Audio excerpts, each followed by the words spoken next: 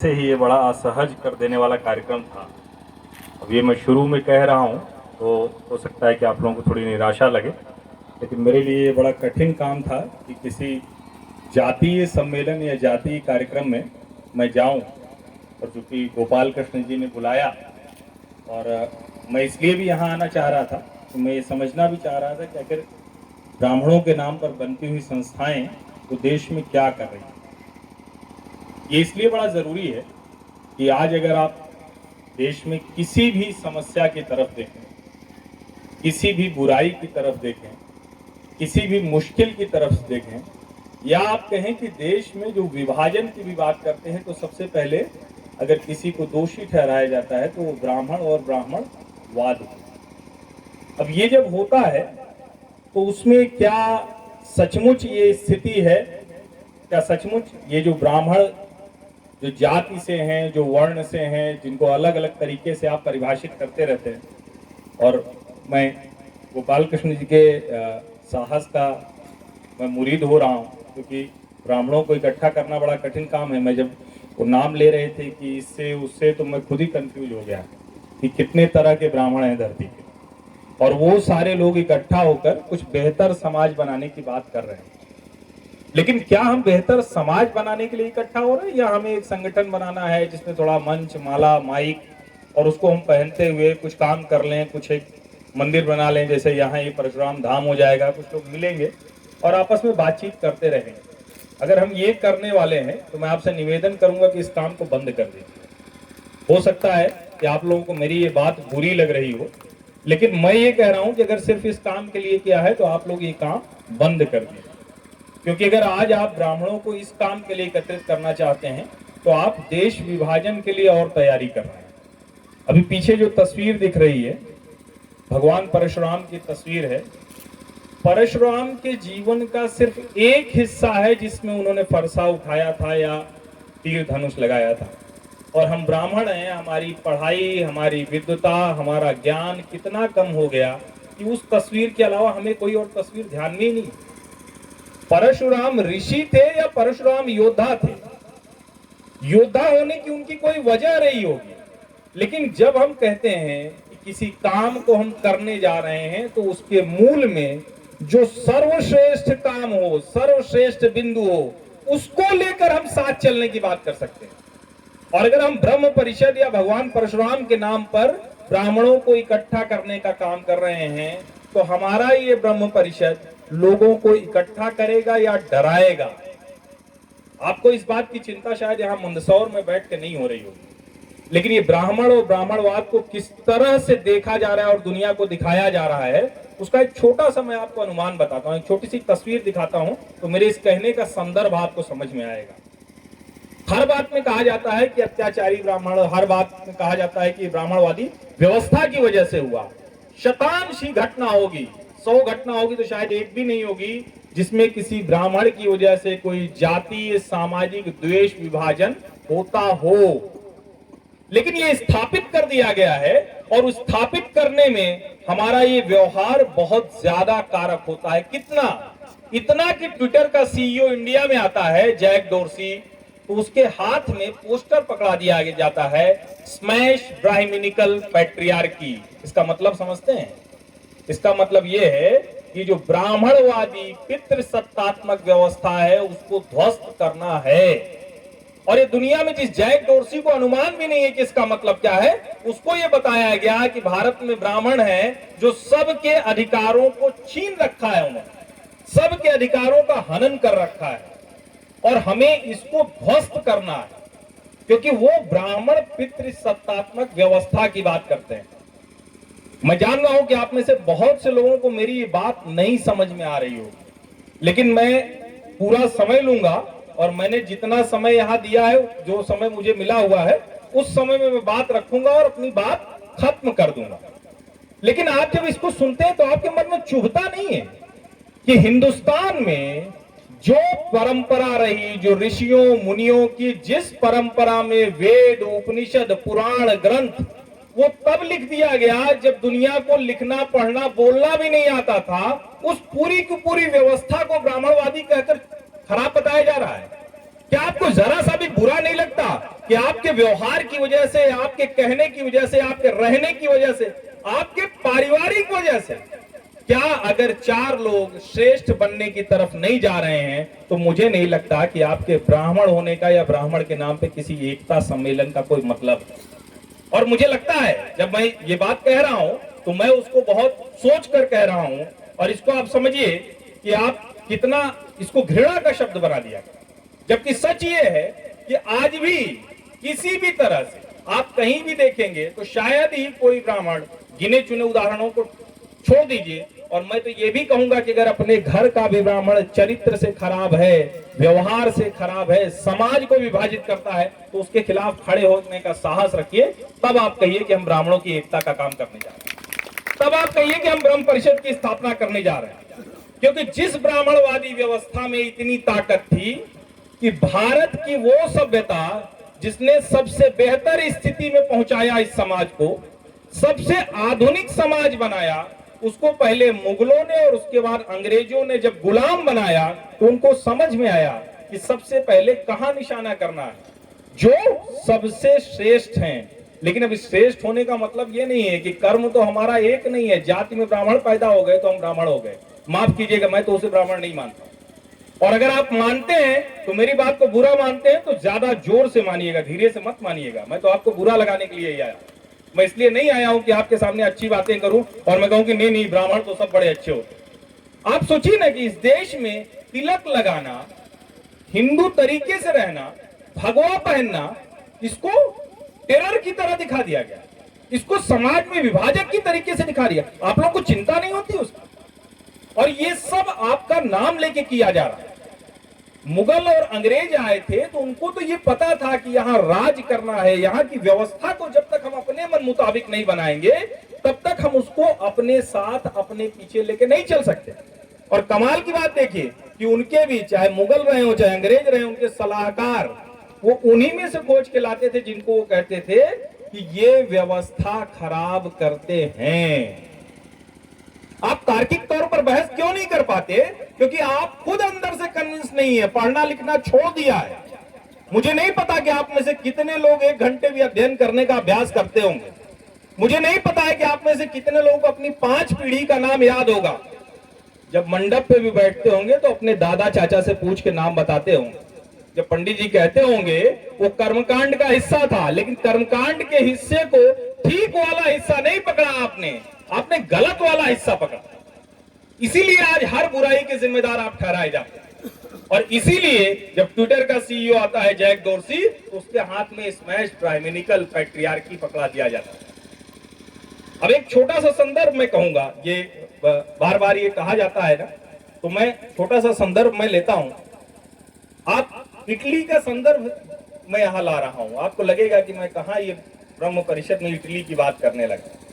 अब ये कहा जाता है कि ब्राह्मणों ने एक व्यवस्था बनाई जिसमें किसी पुत्री को पुत्र के बराबर का अधिकार नहीं है, किसी बेटी को बेटे के बराबर अधिकार नहीं है, महिला को तो पुरुष के बराबर अधिकार ही नहीं मिलता। जबकि हमारी हर व्यवस्था में जितने पौराणिक संदर्भ हैं उसमें जो भी राज सत्ता है उसमें राजमाता की व्यवस्था श्रेष्ठ होती थी। जो भी हमारी राज सत्ता है उसमें अध्ययन की एक से एक विदुषी हुई, लेकिन हमने क्या उसी को ओढ़ लिया, जो उन्होंने कहा वही हम कहते चले गए। हमने भी कहा कि नहीं नहीं हम नहीं करते, और जब हमने कहा तो हमारे दिमाग में ऐसा लगा कि हम उस व्यवस्था, उस वक्त की व्यवस्था रही होगी, उस वक्त की व्यवस्था रही होगी कि बेटे को राज सिंहासन देना है और उसके हिसाब से, लेकिन आधुनिक व्यवस्था में हम बदलते हैं। और आप सोचिए कि सोनिया गांधी जी न तो ब्राह्मण है न भारतीय हैं, लेकिन इतने वर्ष हो गए प्रियंका गांधी को राज सिंहासन नहीं दे पा रही। इसमें कौन से भारतीय संस्कार थे, ब्राह्मण संस्कार थे? अब आप इसको जरा आगे जाएंगे तो आपको समझ में आएगा कि इटली का समाज भी पितृसत्तात्मक है, क्योंकि हर समाज अपने लिहाज से एक व्यवस्था बनाता है, और भारत में भी ब्राह्मणों के पास पढ़ने लिखने, ज्ञानार्जन करने और ज्ञान को आगे बढ़ाने का काम था, और उन्होंने ये व्यवस्था बनाई जो उस समय के समाज के लिए सर्वश्रेष्ठ रही होगी। और अगर कोई भी समाज किसी व्यवस्था को लेकर, किसी बात को लेकर, किसी कार्यक्रम को लेकर जड़ होता जाता है, तो वो नीचे चलता चला जाता है। चेतन होता है तो वो प्रवाहमान होता है, उसकी प्रतिष्ठा बढ़ती जाती है। तो हम जड़ वाले पाले में हैं या चेतन वाले पाले में हैं, ये तय कीजिए। अगर आप ये तय कर पाते हैं तब आपको समझ में आएगा कि जो ये कोशिश ये ब्राह्मण और ब्राह्मणवाद को निशाना बनाने की होती है, दरअसल देश के हर हिस्से में भारत को विभाजित करने, देश की प्रतिष्ठा को खत्म करने और देश के अलग अलग हिस्सों को अलग अलग तरीके से आंदोलित रखने के लिए एक सूत्र बांध देते हैं। कमाल की बात यह है कि बंगाल में कुछ हो, गुजरात में कुछ हो, महाराष्ट्र में कुछ हो, मंदसौर में कुछ हो, दिल्ली में कुछ हो, मुंबई में कुछ हो, देश के किसी हिस्से में हो, उसको ब्राह्मणवादी व्यवस्था से खींचकर जोड़ दिया जाता है। और आप उसके अंदर जाएंगे तो आपको समझ में आएगा कि जो ये लोग चलाने वाले हैं वो जातिवादी ब्राह्मणवादी व्यवस्था के बड़े पोषक हो चुके हैं। जिन जातियों में है, जिसमें वो विभाजित है, जिसकी बात करते हैं, उसमें वो ज्यादा बड़े ब्राह्मणवादी हो चुके हैं, ज्यादा बड़े ब्राह्मणवादी हो चुके हैं। लेकिन वो निशाना लगाते हैं क्योंकि उनको एक सूत्र चाहिए जो उनको दिल्ली से लेकर मंदसौर तक जोड़ दे। अब आपको मैं एक छोटी सी बात बताता हूं। एक रशियन फिजियोलॉजिस्ट रहे हैं, 1904 में उनको नोबेल पुरस्कार मिला था, इवान पावलोव।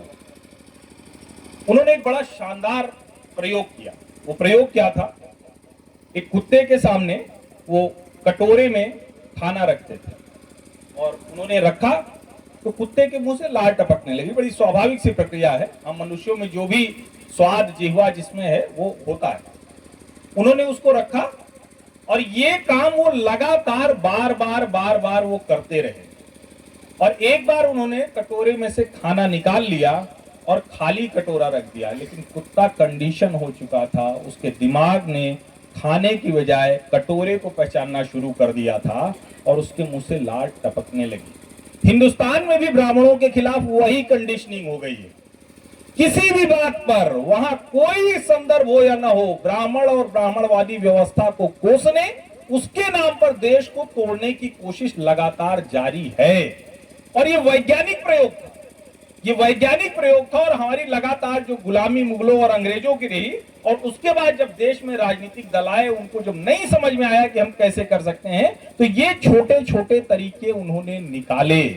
और इसीलिए हमारी जिम्मेदारी बढ़ जाती है कि हम जब इस तरह से इकट्ठा होते हैं तो क्या हम उस परंपरा की तरफ जा सकते हैं? क्या हम उस तरफ जा सकते हैं जहां हमें समाज के लिए कुछ देने की ताकत हो?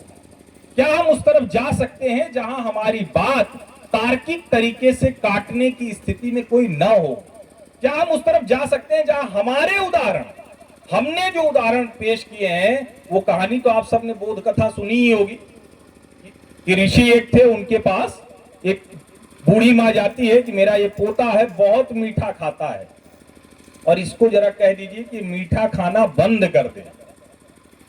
वो कहते हैं कि अगले हफ्ते आना। फिर जाती है, फिर कहते हैं कि अगले सप्ताह आना। और ये अगले सप्ताह कई सप्ताह चलता रहता है। और एक सप्ताह जब वो आते हैं तो उनके पोते को बुलाकर, और ऋषि कहते हैं, आचार्य जी, स्वामी जी, जो भी आप कह लीजिए, बेटा कल से मीठा मत खाना। वो बूढ़ी मां नाराज हो जाती है। इतने सप्ताह तक यही बात कहने के लिए आप लगातार बुलाते रहे, इसीलिए आप बार बार कहते रहे कि नहीं अगले हफ्ते। तो ये तो आप उसी वक्त कह सकते थे। स्वामी जी ने कहा कि मैं खुद सुबह उठता हूं तो बिना गुड़ की भेली के पानी पिया नहीं जाता है। मैं कैसे इस बच्चे को कह देता? कौन सिखाएगा? जो खुद ज्ञानी नहीं हो दूसरे को सिखाएगा? तो पहले खुद में धारण कीजिए, खुद योग्य बनिए, तब आपकी बात असर करेगी, तब आपकी बात लोग सुनने वाले होंगे, तब उनको समझ में आएगा कि व्यवहार के बाद दिया गया ज्ञान है। अगर किताबी ज्ञान है या कोई जातीय दंभ में दिया गया ज्ञान है तो माफ कीजिए, वो आपका बेटा भी नहीं सुनने वाला। और इसीलिए जो ब्राह्मण परिवार में भी है, उनके बच्चों का संस्कार बिगड़ता क्यों जा रहा है, इसका जवाब इसी बात से ले लीजिए। आप जो खुद नहीं कर पा रहे हैं वो दूसरे को कहेंगे, वो क्यों मानेगा और कैसे मानेगा? और ये तो बहुत साफ है कि जो वाइब्रेशंस भी होती हैं, वैज्ञानिक मानिए, आस्था मानिए, किसी तरह से मानिए, कैसे जो काम आप नहीं करते हैं वो दूसरा कर लेगा।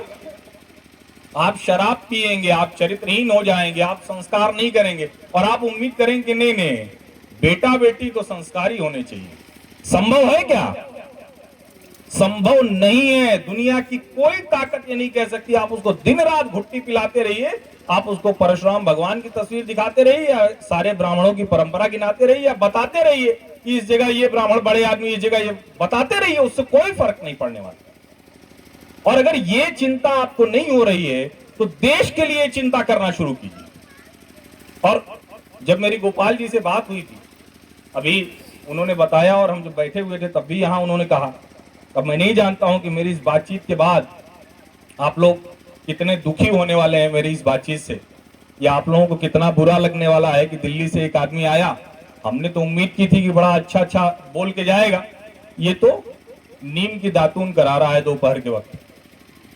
लेकिन सचमुच ये हमारी समाज में स्थिति है। आप ध्यान देके देखिए, दुनिया की किसी भी घटना में, और अब तो कमाल ये हो गया है, जैसा मैंने कहा ना कि ट्विटर के सीईओ जैक डोर्सी को भी पकड़ा दिया जाता है, तो दुनिया की भी घटनाओं में ये जोड़ दिया जाता है और कहा जाता है कि ये इसी मानसिकता की वजह से है।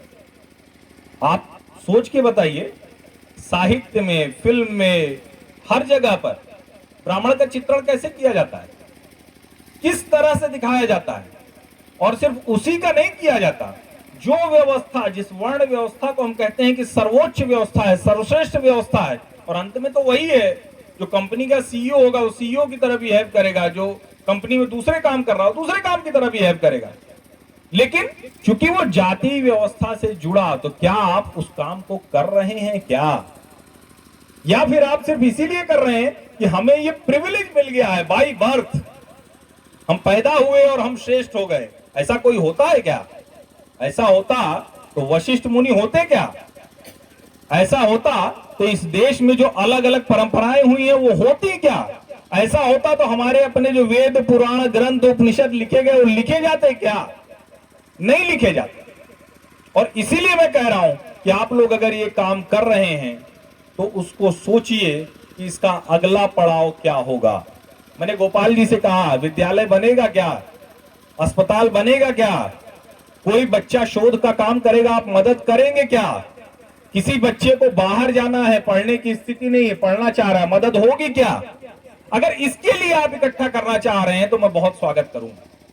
इसके लिए अगर आप इकट्ठा होना चाह रहे हैं तो मैं आप लोगों को बधाई देता हूं, क्योंकि किसी को भी अगर आप ज्ञान की तरफ ले जाना चाह रहे हैं तब तो ब्राह्मण के नाम पर इकट्ठा होने का मतलब है। अज्ञानी बनाना चाह रहे हैं, अहंकारी बनाना चाह रहे हैं, दंभी बनाना चाह रहे हैं, तो माफ कीजिएगा, बहुत गलत काम हो जाएगा। वो उल्टा हो जाएगा। जो आपके मन में हो सकता है बुरा नहीं भी हो, जो आपके ऊपर लेबल लग रहा है, जो आपके लिए कहा जाता है, वो हो जाएगा। और मैं तो सिर्फ ये नहीं कहता हूं कि बगल के ब्राह्मण से, अगर किसी से भी ब्राह्मण के नाम पर समाज में कोई भी व्यक्ति डरता है, कोई भी व्यक्ति चिंतित होता है, किसी को भी लगता है कि हमारा हक मार रहे हैं, तो हमारे ऊपर वो प्रश्न चिन्ह है, हमारे ऊपर वो बड़ा प्रश्न चिन्ह है। और दुनिया की बदलती स्थितियों में जहां भी जो रहा, जो भी दुनिया में जिस व्यवस्था में श्रेष्ठ रहा, उनके ऊपर ये जिम्मेदारी आ जाती है। आप सोचिए कैसे कैसे निशाना लगाया गया। इस तरह से निशाना लगाया गया कि हमारे अपने, और एक व्यवस्था थी जिसमें वर्णाश्रम के लिहाज से वो व्यवस्था बनी कि ब्राह्मण ज्ञान देगा, क्षत्रिय राज करेगा, वैश्य कारोबार करेगा, शूद्र दूसरे काम करेगा। उसमें अछूत कहां से आ गया? उसमें अछूत कहां से आ गया? अगर किसी ब्राह्मण ने व्यवस्था बनाई तो मैं उसको नकारता हूं, उसने बहुत निकृष्ट कार्य किया है। जिन्होंने आपको सब कुछ दे दिया कि आपके भरोसे हम तय करेंगे कि हमारा समाज कैसे चलेगा, अगर आपने उनको अछूत बना दिया तो माफ कीजिएगा, सबसे बड़े दोषी आप ही। और आपको अगर श्रेष्ठ व्यवस्था करनी है तो उसका व्यवहार आपको ठीक करना पड़ेगा, क्योंकि हमारा तो आत्मनिर्भर समाज था ना। जिसके पास जो व्यवस्था थी वो काम वो करता था, दूसरा उसी सम्मान के साथ देखता था, और वो देने की स्थिति में होता था। और जब वो देने की स्थिति में होता था तब उसका सम्मान होता था। प्रतिष्ठा छीन के नहीं ली जा सकती। गले पे चाकू रख के प्रतिष्ठा होगी क्या? नहीं हो सकती प्रतिष्ठा वैसे। और इसीलिए मैं कह रहा हूं कि जब अगर आप इस व्यवस्था को आगे बढ़ाना चाह रहे हैं तो इस व्यवस्था के लिए पढ़ना शुरू करना पड़ेगा, क्योंकि वरना, जो मैं बार बार कह रहा हूं, हो सकता है कि मेरी बात आप लोगों को समझ में उस तरह से अभी तुरंत ना आए, रुक के ठहर के सोचिएगा। इस ब्राह्मण और ब्राह्मणवाद को कितनी गालियां दी जा रही हैं और कितना उसके नाम पर देश विभाजन की कोशिश हो रही है। इसी को आपको, इस खाई को पाटना है। ये जो लोगों के बीच में भेद हो रहा है, इसको ठीक करने की जिम्मेदारी आपकी है।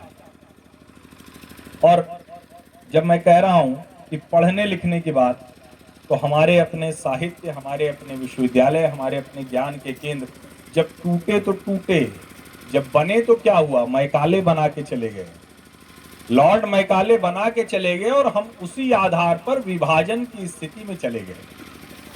अभी मैं आपको एक उदाहरण बताता हूं, जो वहां जो कहते हैं ना कि आपके तो हिंदू धर्म, तिलक लगाना, धोती पहनना, परिवार में अगर सुबह पूजा पाठ कर रहे हैं, हर चीज पर निशाना लगाया जा रहा है, हर चीज को बुरा बताया जा रहा है, जबकि सबके पीछे वैज्ञानिक नियम भी थे, सबके पीछे परंपरा भी थी, सबके पीछे संस्कार भी थे।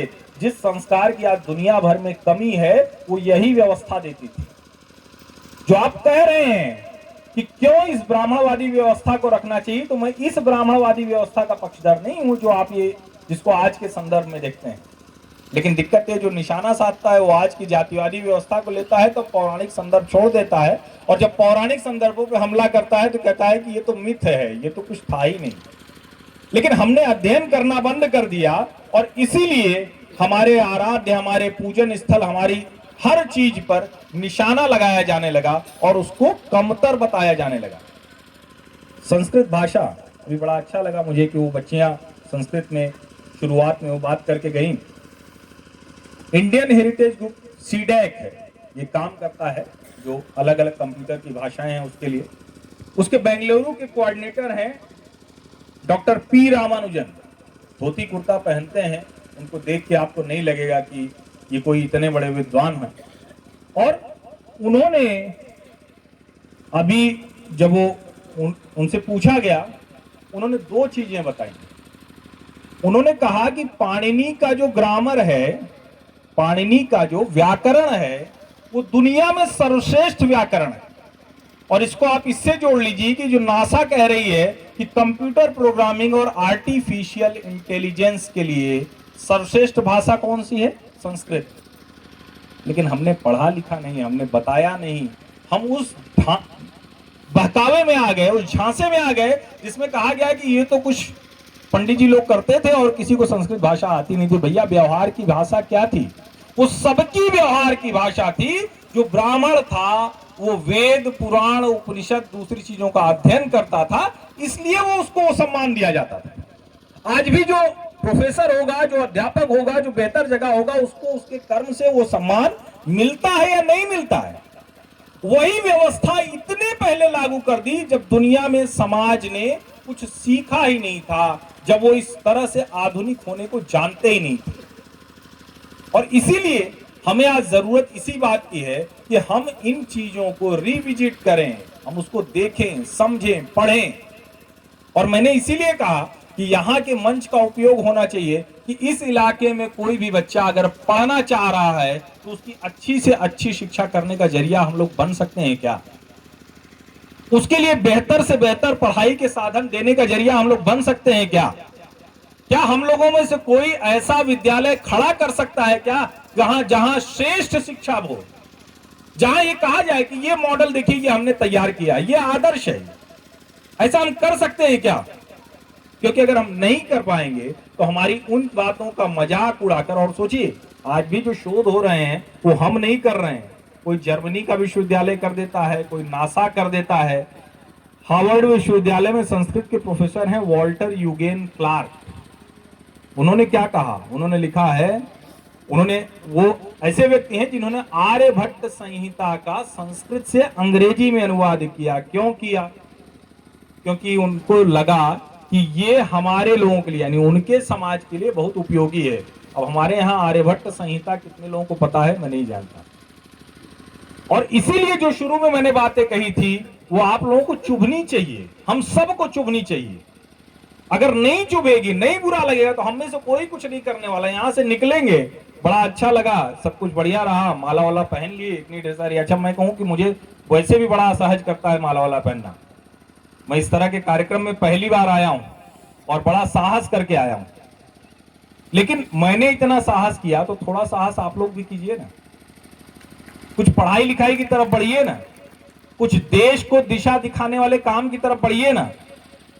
और मैं बहुत कुछ नहीं कहूंगा, बस मैं यही कहूंगा कि क्या हम वर्तमान संदर्भों में ब्राह्मण होने की उस जो कहें कि परंपरा है, ब्राह्मण होना जिसको कहते हैं, उसको जीने की तरफ, उसके होने की तरफ कोई प्रयास कर रहे हैं क्या? या मेरी तरह त्रिपाठी या किसी के नाम के आगे कुछ और, या किसी के नाम के कुछ आगे और इसी नाते से वो ब्राह्मण है। अगर आप इसी नाते से हैं तो बहुत दिन नहीं चलने वाले हैं। ये ग्लोबलाइज्ड वर्ल्ड हो गया है, दुनिया बहुत तेजी से बदल रही है। आप इस बात को नहीं समझ पा रहे हैं, तो मैंने जो शुरू में कहा कि शतांश होगा, 100 में से 1 होगा जिसमें किसी ब्राह्मण का नाम गलत काम में आता है, लेकिन उसे पूरी व्यवस्था से जोड़ दिया गया है।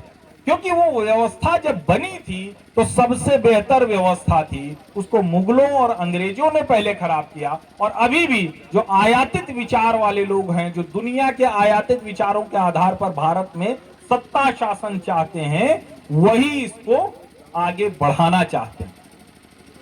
और क्योंकि मुझे लगता है कि जिस तरह की मैं बात कर रहा हूं उसमें शायद आप लोगों को बहुत रुचि नहीं आने वाली है, और इसीलिए मैं अपना ये भाषण खत्म कर रहा हूं। क्योंकि मैं ये देख रहा हूं कि शायद ही कई लोग तो नाराजगी में भी सर हिला रहे हैं, लेकिन आप लोग सर हिला लीजिए, आज मेरी बात पे नाराज होके भी चले जाइए, लेकिन रुक के सोचिएगा कि एक भी ब्राह्मण कर्म अगर आप नहीं कर रहे हैं तो आपको ब्राह्मण होने का हक है क्या?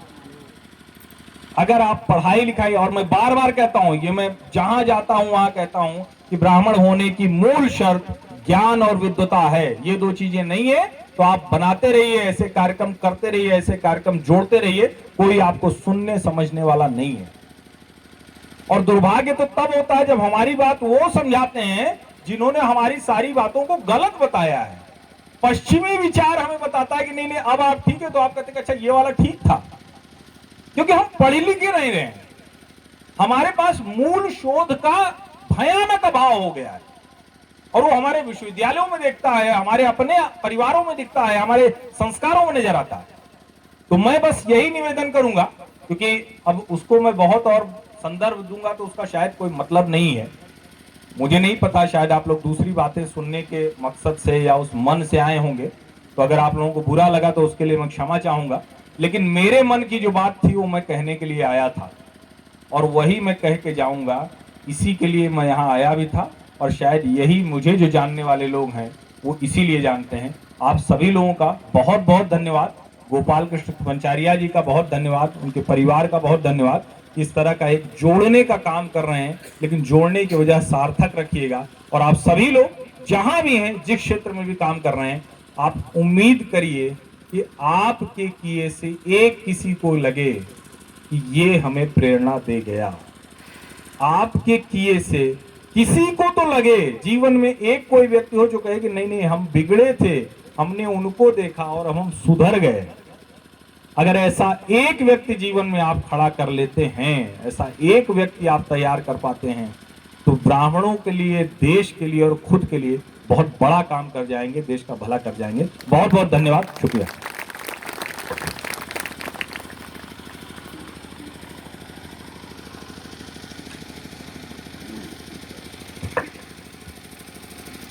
जिस प्रखरता के साथ अपनी बात आदरणीय त्रिपाठी साहब ने रखी, आप बोल रहे थे कि नाराज, हम यही बातें सुनने के लिए ही हमने आपको जो है यहाँ निमंत्रित किया था। हमने लिखा है इसमें ब्रह्म सम्मेलन में स्वर्णिम इतिहास का प्रतिस्थापना अभियान, और ये आज नहीं लिखा गया है। ये 10 वर्ष पूर्व जब संगठन बना था, सोच समझ कर लिखा गया है। हमारा इतिहास क्या है? ज्ञान का इतिहास है हमारा, बुद्धि का है, वही हमें लागू करने के लिए ब्रह्म परिषद बनाई गई है। यही कड़वी बातें सुनाने के लिए हमने आपको आमंत्रित किया था। हम एक बार बहुत करतल ध्वनि से, आप जोरदार करतल ध्वनि से आप सम्मान करें, तो हम यही पीड़ा है हमारी। ब्राह्मण समाज की यही सोच है मूल रूप से, लेकिन आज के माहौल ने कहीं दबा दी गई वो। आज जो मैं बुरा लग सकता है, हम कथा प्रवचन में इतना माहौल देखा देखी भक्ति, कथा प्रवचन गलत नहीं है, पर लेकिन स्वरूप जो बना दिया गया उसका, वो हमें कहीं आत्ममंथन करना पड़ेगा, उसे हमें सोचना पड़ेगा। आज मेरी जो पीड़ा थी, हम विद्वानों को क्यों हर साल बुलाते हैं, ऐसे ही विद्वानों के माध्यम से ये समय लगेगा। ये कड़वी दवाई हमें जो डॉक्टर लोग देते नहीं, कुनेन की दवाई मीठे उसके अंदर लेप करके, वही हमें धीरे धीरे जो हमें प्रयास करने पड़ेंगे। समय लगेगा, इसमें आसान काम नहीं है बिल्कुल। और मैं तो जब संगठन बनाया जिस दिन, उसने सोचा था कि हमारे जीवन में तो ये परिवर्तन आने वाला नहीं है, बिल्कुल नहीं है। और हम ये बार बार ये युवा पीढ़ी का नाम इसलिए लेते हैं कि इस पीढ़ी को आगे आना और इसको ये कार्य को संभालना है। और इसको निरंतर आज़ादी भी हमें 90 साल में मिली थी, एक दिन में नहीं मिली थी। आज जिस संगठन की बात करते हैं, संघ की बात करते हैं, 1925 में बना था, वर्षों बरस कितने इसके संगठन अनुयायी संगठन बन गए, किसके जो है इसके इनके जो सर्वे सर्वा होते हैं वो बन गए, नए आ गए, पीढ़ियाँ बदल गई। लेकिन अब जाके जो वर्चस्व देख रहे हो, किस कारणों से, क्या कारण है, ब्राह्मण क्यों बुद्धिजीवी माना गया, क्यों देवता तुल्य माना गया, हम आज भूल चुके हैं वो। उसको हमको स्मरण करना पड़ेगा, हमें स्वभाव में लाना पड़ेगा। तो अब हम बात करते हैं, जैसे मैंने भी बोला, ब्रह्म शक्ति का निर्माण करना है। ब्रह्म शक्ति का निर्माण इसलिए नहीं कि हमको किसी विरुद्ध खड़ा होना है। हमें प्रति माह हमारी यहाँ बैठक होती है, हमारे पड़ोस में जिस समाज का जो खेत है, ये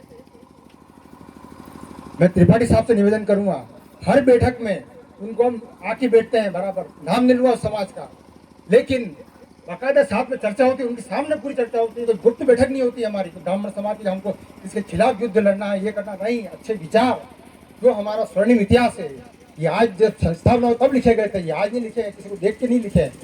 वही मूल भावना है। आपने पूछा था कि आपका क्या प्रयास है, मैंने जवाब दिया था आपका कि सिर्फ मंदिर नहीं बनेगा। ये मंदिर तो ठीक है, देखिए हम किसी चर्चा करेंगे, आज मैं आपसे मुखातिब हूँ, सम्मुख हूँ, तो निगाह आपके सामने रखूंगा, आपसे चर्चा करूँगा, इधर मुझे बात नहीं कर सकता मैं। तो परशुराम जी हैं, हमने वही है जो आपने कहा, ये गलत धारणा बना दी, किसी युद्ध में किसी को हरा दिया नहीं, ये वो बन गए नहीं, ये बन गए नहीं। उनके ज्ञान और विद्वत्ता की चर्चा करके हमको इस समाज को आगे बढ़ाना है। तो हम बड़े सौभाग्यशाली हैं कि आपने जो जिस प्रखरता का, जिस धारदार ढंग से अपनी बात रखी है, वही सुनने के लिए, और वही हमारी मन की पीड़ा है। मूल रूप से ब्रह्म प्रसाद का निर्माण ही उसी के लिए हुआ है। मैं भी आज इतना खुल करके बोल पाया हूँ मैं कि यही हमारी सबकी पीड़ा है। जो जुड़ रहे हैं, ये हमने संख्या बल पे, मैंने प्रारंभ में भी आपको बताया चर्चा के अंदर कि हमने संख्या बल पे कभी ध्यान नहीं दिया। जो स्वेच्छा से जुड़ रहे हैं ब्रह्म परिषद से, जब तक जो विचारों से नहीं जुड़ेगा, और बात जातिवाद की जो बात हुई थी, सिद्धांत पत्र जब ब्रह्म परिषद बनाया, उसके पहले मैंने सिद्धांत पत्र बनाया, उसमें आज भी लिखा हुआ है, मैंने निवेदन किया था प्रारंभ